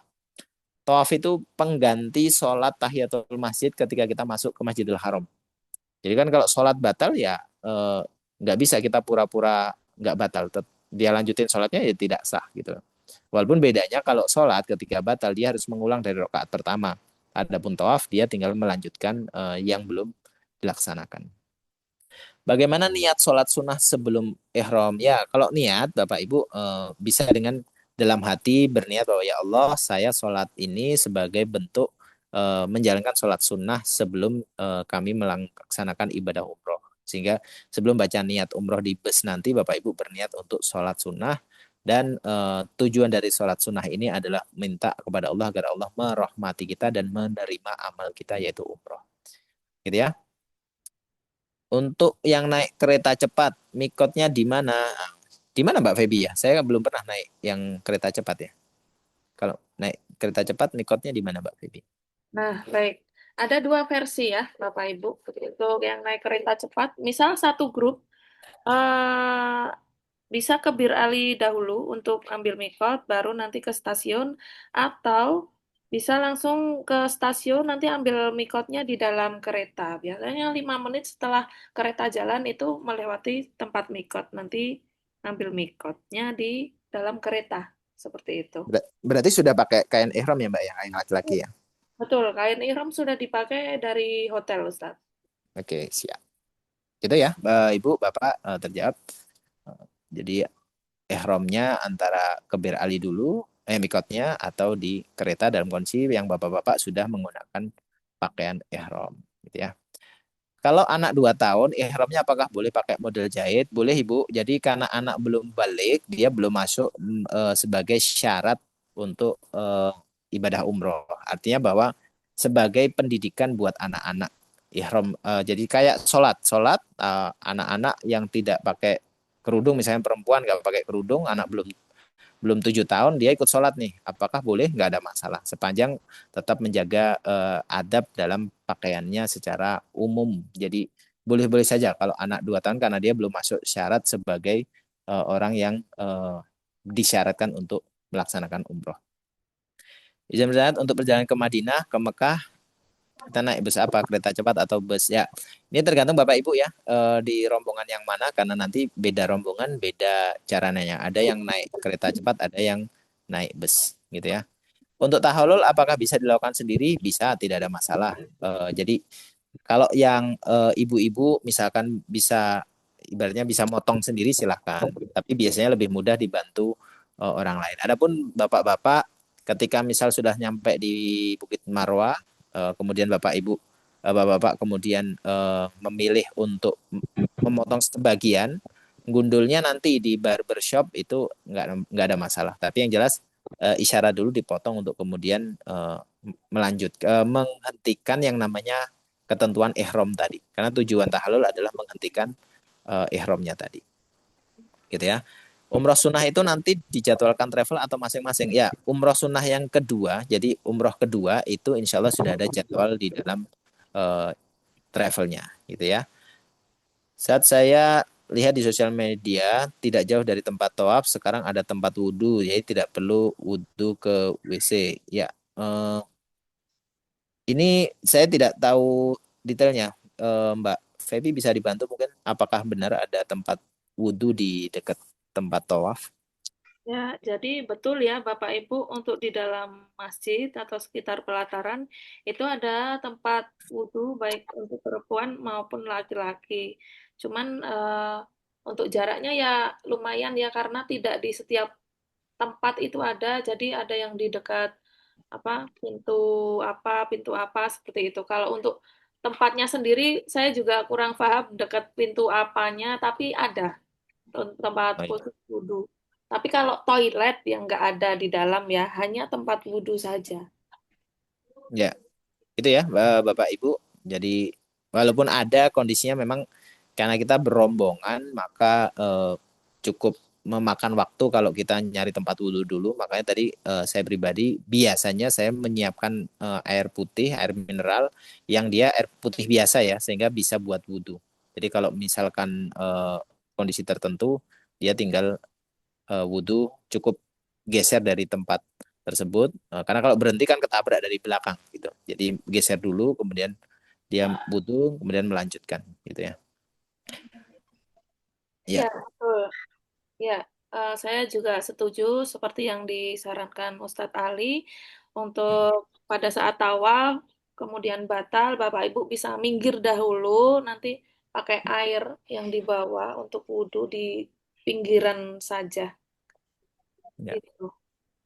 Biasanya pun ya. kalau sebelum mulai juga sama pendampingnya atau mutawifnya ditanyain ada yang mau wudhu dulu atau enggak, seperti itu sebelum mulai tawaf.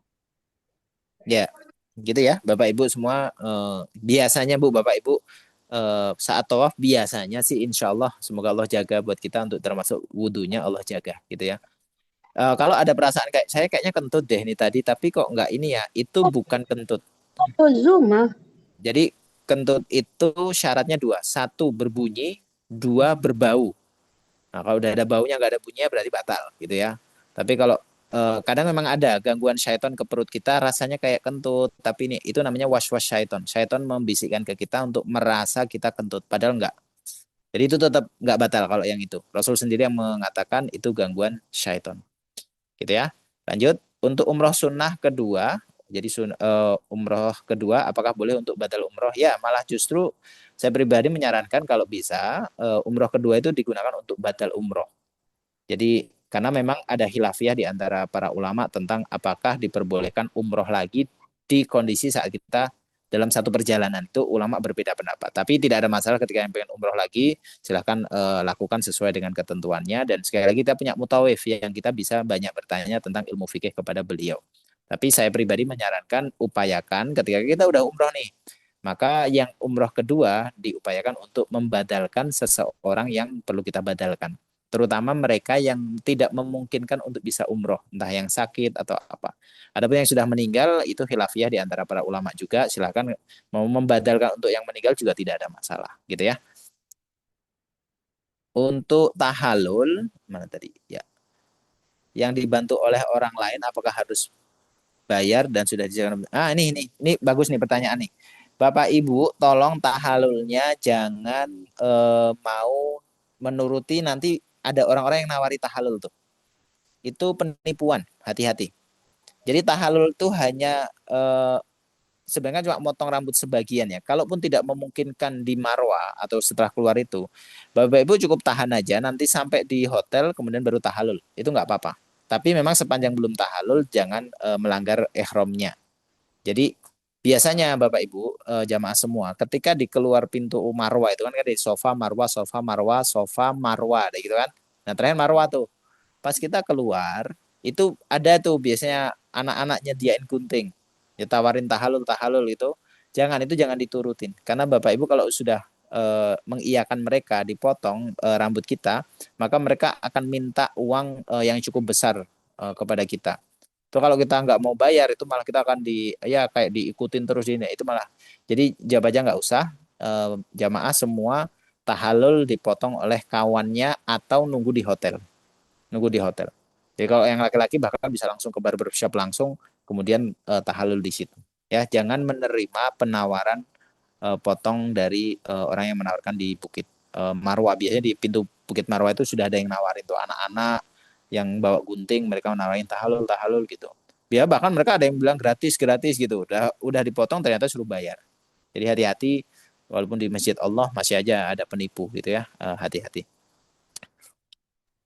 Ya, untuk city tour di sana apakah sudah mengerjakan semua rukun umrah atau kapan? Ya, city tour dilakukan setelah umrah ya Bapak Ibu. Karena memang di antara adabnya kalau kita datang ke Mekah baru masuk harus umrah dulu ya. Jadi jangan kita masuk kemudian city tour dulu menikmati Mekah baru kita umrah enggak. Jadi ini di antara cara menghormati wilayah haram, wilayah yang mulia yaitu Mekah dengan cara datang kemudian umrah.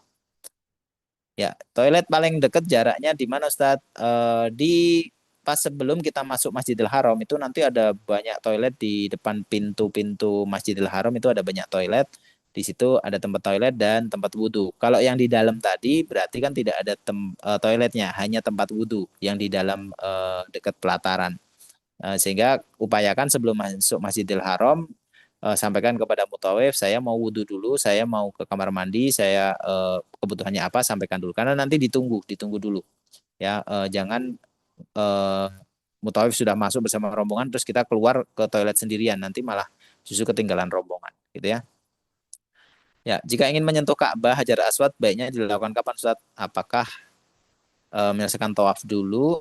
Ya, saat tawaf, Bapak Ibu sampai rangkaian umroh sampai tahalul selesai, mohon jangan megang Ka'bah, khususnya saat tawaf. Kenapa? Selain itu ada parfumnya, Ka'bah itu ada parfumnya. Nanti kita jadi kena wangi dan itu bisa melanggar ihram. Yang kedua, Bapak Ibu jangan keluar dari barisan kalau tidak dalam emergensi. Karena memegang Ka'bah itu dalam kondisi tawaf lagi umroh itu bisa melanggar rombongan kita. Karena itu nggak emergensi, bukan udzur syar'i. Maka bisa justru kita su'ul adab kepada mutawif kita, kepada jamaah kita. Jadi jaga kebersamaan secara bersama-sama. Yang boleh keluar dari rombongan tadi kondisi dia perlu wudhu, gitu ya. Kalau megang Ka'bah jangan. Megang Ka'bah itu nanti kalau Bapak Ibu ada kesempatan sendiri silahkan di luar dari ihram, gitu ya. Untuk tahalul apa ada ketentuan berapa helai Ustaz? Ya dalam ulama disebutkan hanya sekitar satu jari atau 3 jari gitu aja. Jadi tidak ada ketentuan secara pastinya harus berapa. Yang jelas tujuannya hanya untuk menyerahkan apa yang menjadi bagian dari kita kepada Allah dengan cara dipotong tahalul di rambut kita seberapapun yang kita mau dan itu dalam kondisi sekali lagi kalau laki-laki diafdolkan dipotong semua, adapun perempuan hanya sebagian. Apakah tahalul untuk wanita boleh dibantu digunting oleh suami? Boleh, tidak ada masalah, ya. Tapi karena itu aurat maka sebaiknya diupayakan untuk jangan sampai terlihat oleh orang lain. Ya. Berikutnya, apakah tahalul boleh dibantu suami istri? Boleh, tidak ada masalah. Tadi sudah kami jawab. Untuk hijr Ismail setelah tawaf, kalau mau ke Hijr Ismail apakah boleh setelah rangkaian umroh selesai Bapak Ibu semua ya jamaah semua jangan masuk ke Ka'bah ke Hijr Ismail maksud saya jangan memegang Ka'bah di saat rangkaian umroh belum selesai sampai tahalul. Kenapa? Karena tadi bisa berdampak pada mengganggunya kebersamaan berjamaah kita di saat sedang umroh bersama-sama.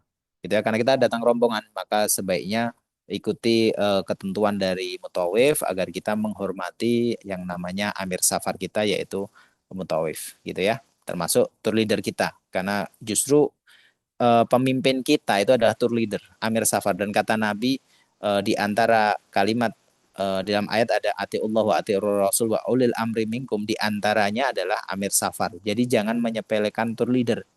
Tour leader itu beliau datang untuk membantu Bapak Ibu semua, maka mohon dibantu dengan cara mengikuti ketentuan yang disampaikan. Nanti ada kesempatan Bapak Ibu untuk mendekat ke Ka'bah di jadwal selain di jadwal umrah diperbolehkan, tidak ada masalah gitu ya.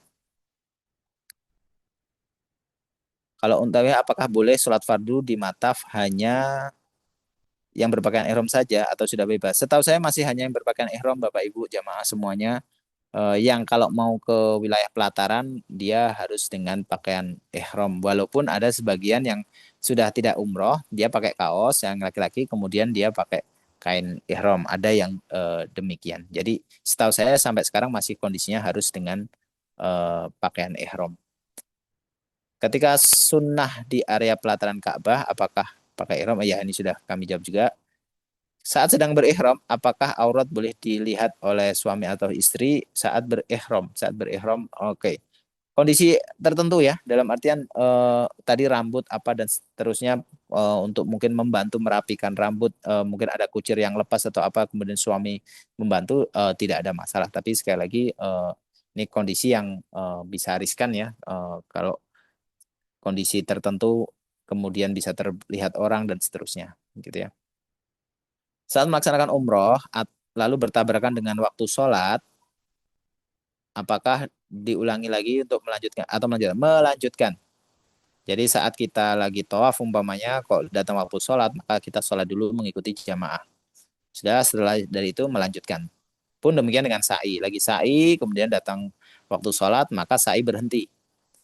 Tempat sa'i untuk sholat. Setelah selesai sholat, maka melanjutkan sa'inya. Gitu ya. Jadi bukan mengulang. Apakah boleh memakai deodoran atau minyak sebelum umroh? Ya, sebelum umroh malah sunnah, Pak. Bapak Ibu sebelum sebelum umroh, sebelum datang mikot tadi, maka itu disunahkan untuk pakai minyak atau mungkin deodoran. Khususnya yang laki-laki, justru sangat disunahkan kepada laki-laki. Apakah pemeriksaan askar double kaos celana di ihram saat tawaf sunnah? Setahu saya tidak ada ketentuan atau tidak ada pemeriksaan ya. Jadi sepanjang ditutup saja, jangan sengaja dibuka, ditutup aja. Jadi seolah-olah seperti kita sedang pakai pakaian ihram. Insya Allah diberikan kawan. Dan ya ini satu pesan dari saya buat Bapak Ibu yang ada atribut tema Palestina, mohon tidak perlu dibawa. Jadi ini riskan di kondisi situasi zaman lagi penuh fitnah, karena kemarin ada kawan kami yang dia waktu masuk ke Mataf, dia pakai kaos Palestina, kemudian ditutupi kain ihram, dan itu setelah sholat dia ditangkap askar, dan ya kita harus memahami kondisi politik negeri hari ini tuh memang lagi kacau di mana-mana, nggak cuma di Indonesia, maka segala atribut yang temanya Palestina kami menyarankan untuk tidak perlu dibawa. Jadi justru kepedulian kita kepada Palestina diantaranya kita mengikuti adab dimanapun negeri itu punya ketentuan. Saya pribadi juga pada posisi yang sangat prihatin dengan kondisi di Palestina, maka kami sarankan kondisi lagi riskan seperti ini, Bapak Ibu mohon bijak untuk bersikap, tidak kemudian pada sisi yang saya pendukung Palestina, pokoknya saya harus bawa atribut Palestina saya kemanapun. Di Saudi itu cukup riskan. Ya, tidak perlu ada sesi pertanyaan kenapa pemerintah Saudi kayak itu, tidak perlu. Karena ini pada sisi yang di sana ada ketentuan yang tidak ingin ibadah terganggu pada unsur hiruk pikuk tentang kondisi zaman, dan saya lebih ke oke, kita datang dan di sana ada panitianya, ya kita ngikut dengan panitianya. Karena itu kejadian kemarin ada kawan kami yang kemudian harus dibawa ke kantor polisi dan diproses selama 2 hari 1 malam, dan saya mengambil pelajaran bahwa memang kondisi lagi tidak menyenangkan, maka yuk kita umroh hanya untuk mencari ridhonya Allah, maka atribut-atribut yang di sana tidak diperbolehkan mohon disimpan saja, gitu ya. Wallahu a'lam bishawab, jazakumullah khairan, barakallahu fikum. Sudah semua pertanyaan kita jawab. Saya kembalikan kepada Mbak Feby. Kalau ada benarnya itu semua dari Allah, jika ada kekurangan dari saya mohon ampun kepada Allah dan saya minta maaf kepada jamaah, dan saya ucapkan terima kasih juga kepada jamaah khususnya Mbak Feby dari AM Tur. Kami mengucapkan jazakumullah khair. Billahi taufiq wal hidayah. Wassalamualaikum warahmatullahi wabarakatuh. Waalaikumsalam warahmatullahi wabarakatuh. Waalaikumsalam warahmatullahi wabarakatuh. Waalaikumsalam warahmatullahi wabarakatuh. Terima kasih Pak penceramah. Terima kasih Ustadz Ali untuk waktunya sudah menyampaikan materi pada sore hari ini ya, dan juga menjawab semua pertanyaan-pertanyaan yang sudah Bapak Ibu calon jamaah umroh tanyakan mengenai manasik ini ya, mengenai rukun-rukun, mengenai fikih dan sebagainya. Kemudian saya menyampaikan kembali kepada Bapak Ibu untuk masalah teknis, nanti kita ada waktunya sendiri di Zoom technical meeting ya namanya sebelum keberangkatan, biasanya diadakan 1 minggu sebelum keberangkatan ya Bapak Ibu. Jadi tidak perlu khawatir bagi Bapak Ibu yang hendak menanyakan teknis keberangkatan, nanti akan ada waktunya sendiri seperti itu. Sekarang ini kita karena fokusnya untuk manasik umrohnya saja ya. Baik Bapak Ibu, masih ada yang dipertanyakan lagi mungkin? Saya beri satu kesempatan, satu orang untuk bertanya langsung, silakan. Misal ada pertanyaan mengenai manasik ya, bukan mengenai teknis ya. Ya, tidak ada. Atau mungkin belum ada yang hendak ditanyakan, atau mungkin lupa atau belum terfikirkan apa yang hendak ditanyakan, nanti bisa ditanyakan langsung di grup atau bisa japri admin kami, nanti akan kami tanyakan langsung kepada Ustadz ya, Bapak Ibu semuanya. Karena waktunya juga sudah menjelang maghrib, maka untuk acara manasik dan silaturahmi pada sore hari ini saya cukupkan sekian. Terima kasih atas perhatian dan partisipasinya dalam acara manasik dan silaturahmi pada sore hari ini. Semoga semua informasi yang disampaikan dapat membantu persiapan ibadah umroh Bapak Ibu semuanya dan dilancarkan, dimudahkan, dan juga tentunya disehatkan. Amin, amin ya Rabbal Alamin. Kami berdoa semoga nantinya perjalanan Bapak Ibu ya, itu tadi diberikan kelancaran, kesehatan, serta menjadi ibadah yang mabrur dan makbul. Amin, amin, ya Rabbal Alamin. Marilah kita akhiri acara pada sore hari ini dengan membaca hamdalah bersama-sama, Bapak Ibu. Alhamdulillahirabbil alamin. Terima kasih Bapak Ibu atas waktunya ya, sudah menyempatkan untuk dapat bergabung. Saya selaku pembawa acara dan juga operator pada sore hari ini mohon maaf apabila terdapat banyak kesalahan kata yang tidak berkenan pada Bapak Ibu sekalian. Mohon maaf. Saya akhiri wabillahi taufik wal hidayah. Wassalamualaikum warahmatullahi wabarakatuh. Waalaikumsalam warahmatullahi wabarakatuh. Terima kasih Bapak Ibu semuanya. Sehat selalu Bapak Ibu. Amin ya Allah. Olahraga jangan lupa ya Bapak Ibu ya. Waalaikumsalam warahmatullahi Siap, wabarakatuh. Assalamualaikum. Sehat selalu Bapak Ibu. Mohon izin saya akhiri. Mohon izin live.